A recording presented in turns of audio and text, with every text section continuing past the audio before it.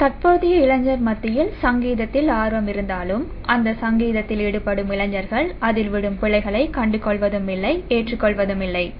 எவரொருவர் பிழைகளை உணர்ந்து செயற்படுகிறாரோ அவருக்கு சிறப்பான எதிர்காலம் உண்டு என்று கூறுகிறார் பிரபல சங்கீத நடன ஆசிரியை ஸ்ரீமதி அருந்ததி ஸ்ரீரங்கநாதன். இன்றைய இளைய சமுதாயத்தினர் இசைத்துறையில எந்த அளவில் ஆர்வம் செலுத்துகிறார்கள்? இசைத்துறையில எல்லோருக்கும் ஆர்வம் இருக்கிறது. முக்கியமா இந்த சக்தி சூப்பர் ஸ்டார் கூட நான் ஜட்மெண்ட்டுக்கு போய் வந்து கொண்டிருக்கேன். எல்லோருமே பாட தெரியுமோ இல்லையோ எனக்கு பாட தெரியுமென்றே இருக்கிறாங்க.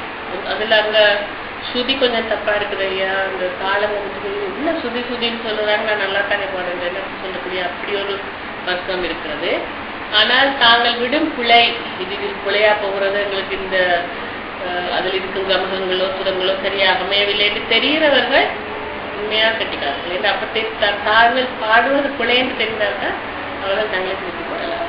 இப்ப இந்த வகையில பொதுவாக இசை கற்கிறவர்களோ அல்லது வேலை பார்ப்பவர்களோ அல்லது இசையை கற்காதவர்களோ எல்லோருக்குமே இசைத்துறையில் ஆர்வம் இருக்கிறது என்பதை நன்றாக உணரக்கூடியதாக இருக்கிறது. மற்றும் சில சமயங்களில் நாங்கள் வக்கீல் அல்லது அக்கௌண்டன்ட் அல்லது வைத்தியர்கள் இவர்களுக்கெல்லாம் இசைத்துறையில் ஆர்வம் இல்லை என்று நாங்கள் யோசிக்கிறோம். ஆனால் எல்லோருக்குமே அந்த நமக்கு தெரியாத ஒரு பக்கம் இருக்கிறது என்பது இசையானது யாவரையும் கவர்ந்து செல்லக்கூடிய ஒரு துறை என்றுதான் நாங்கள் சொல்ல வேண்டும். ஒரு வாழ்க்கையில பொதுவா பார்க்கும் பொழுது ஒரு பெரும்பாலான ஒரு இசையால் கவரப்பட்டவர்கள் என்றுதான் சொல்லுவோம். வளர்ந்து வரும் இசை கலைஞர்களுக்கு நீங்கள் கூறும் ஒரு அறிவுரை? வளர்ந்து வருபவர்கள் அநேகமாக நான் இப்பொழுது காணக்கூடிய, நான் பல்கலைக்கழகத்திலும் இசை விரிவுரையாளராக இருக்கிறபடியாக கூறுகிறேன், முன்பு இருந்த ஊக்கம் ஆர்வம் தாங்கள் நிறைய கற்றுக்கொள்ள வேண்டும் என்ற அந்த பாங்கு இப்பொழுது காண கிடைக்கவில்லை.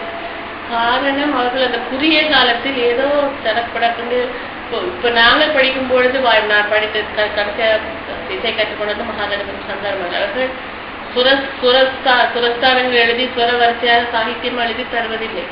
வகுப்பில் அவர் என்ன பாடுகிறாரோ அப்படியே அதை நாங்கள் உள்வாங்கி வீட்டை கொண்டு நாங்கள் குறிப்புகள் எழுதி படித்துக் கொள்ள வேண்டிய நிலைமை இருந்தது. இப்பொழுது வகுப்பில் அவர்கள் முதல் வந்து ஒரு ரெக்கார்டர் தான் முன் போயிருப்பாங்க, கேசட் ரெக்கார்டும் வாக் பண்ண வச்சுட்டு தான் வகுப்பு. அப்ப அதை கூட்டு கொண்டு போய் அந்த அவசரத்துல குரு படிப்பிக்கிறத விட அந்த கேசட்டை தான் நம்பிக்கொண்டு படிக்கிறாங்க. அந்தபடியால் அந்த பாங்கு குறைந்து கூடியதான இன்வால்மெண்ட் மாணவர்களுக்கு ஏற்பட வேண்டும். அதுக்கு இன்னொரு காரணம் இருக்குது, அவர்களுக்கு நேரம் இல்லை. பாடசாலை படிப்பு, பல இடங்கள்ல டியூஷன், பல வழி நிகழ்ச்சிகள், இப்படியான நிறைய பல குறுக்கீடுகள் அவர் வாழ்க்கையில் ஏற்படுகிறது. அந்தபடியால் ஒரு கலையை நடனமாகட்டும் இசையாகட்டும் அந்த துறையை ஈடுபடுத்தி அதை கவனமாக படிக்க வேண்டும்.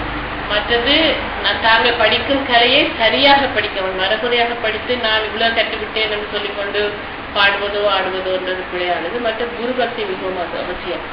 ஒரு கொஞ்சம் படித்தாலும் இதெல்லாம் எனக்கு தெரியும், எனக்கு தேவையில்லை என்று உதாசீனமாக செல்பவர்களுக்கும் அந்த கலை வந்து சேர்வதில்லை.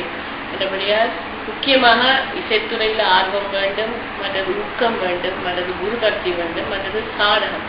நாங்கள் எத்தனைதான் படித்தாலும் அந்த ஒரு குரல் இது ஸ்போர்ட்ஸ் மாதிரி விளையாட்டுத்துறையில நமது உடல் கைகால்கள் எல்லாம் உறுதியா இருந்தால்தான் நாங்கள் உடலாம் ஆடலாம் என்ன செய்யலாம். அதே போல நமது குரலும் அந்த ஃபார்ம்ல இருக்க வேண்டும் என்றால் அந்த சாதகம் மற்ற பயிற்சி மற்ற அதிகமாக பாடிக்கொண்டிருந்தால்தான் அந்த குரலும் நாம் நினைப்பதற்கு ஈடு கொடுத்து வளைந்து கொடுக்கும். இந்த தகமைகளை நாங்கள் சேர்த்து மட்டும் முக்கியமான பண்பும் பணிவும் ஒரு கலைஞருக்கு இருக்க வேண்டியது. மற்ற ரசிகர்களை கவர்தலுக்கு பாங்கு வேண்டும். பப்ளிக் ரிலேஷன்ஸ் சொல்லுவாங்க, கலைஞர்களோடு எப்படி உரையாடுவது, அந்த பழகும் பாங்கு சொல்லுவார்கள். சங்கீதம் இங்கிதம் அந்த இங்கிதமாக பழகும் பண்பும் ஒரு கலைஞருக்கு தேவையான அவசியமான பண்பு.